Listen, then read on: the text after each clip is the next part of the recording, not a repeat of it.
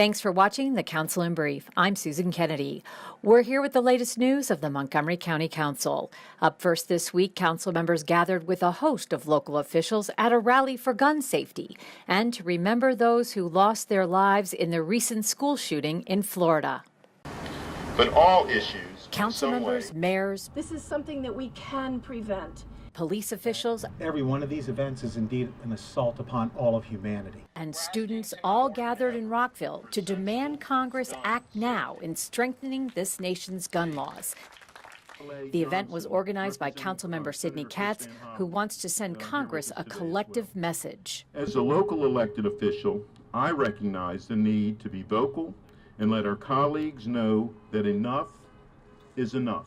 Can we all say that together, please? Enough is enough.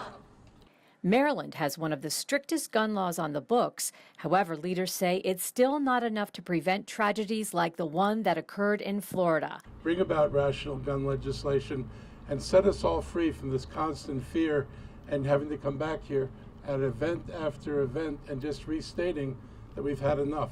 This latest tragedy forced Councilmember Craig Rice to sit down with his young daughter to talk about what to do in case an active shooter comes into her school.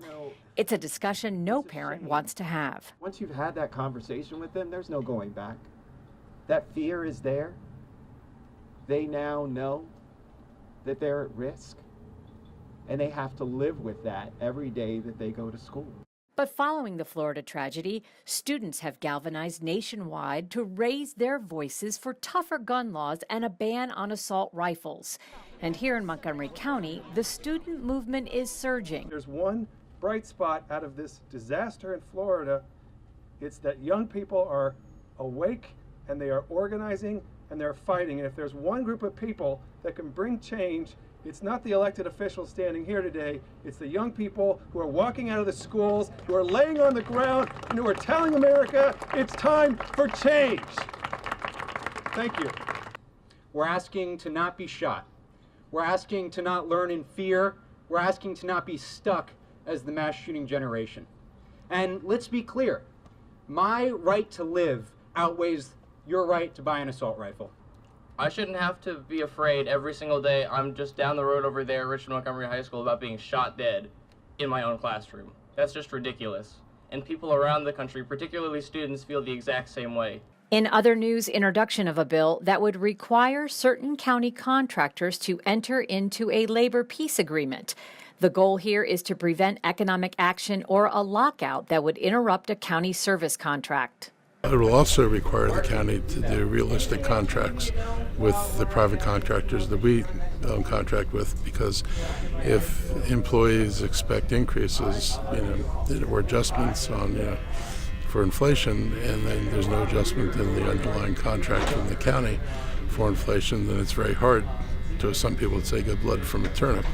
So the contracts have to reflect the fact that it's likely that there will be some increases in costs, and that give the owner of the business the ability to meet increases in costs. Also this week, a new measure that would develop a strategic plan to extend county communications infrastructure and provide a cost-effective method of implementing the plan. This bill is the work of Council President Hans Riemer. The issue is, how many choices do you have as a resident or a business for your internet access, the network that you use to get out to the internet? And that is a very, we call it a monopolistic industry. You have very few providers because it's extremely expensive to build a network of fiber all around Montgomery County. What we want to do is make it cheaper to come into the market. And so this would build a network of PVC pipes that providers could then run their fiber into, and it would cost them a lot less to run some fiber in a pipe that's in the street rather than digging up the street and going through all that work. So this could substantially reduce the cost of building new networks in the county.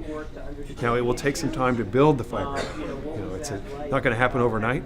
Well, that wraps up this edition of the Council in Brief. For County Cable Montgomery, I'm Susan Kennedy.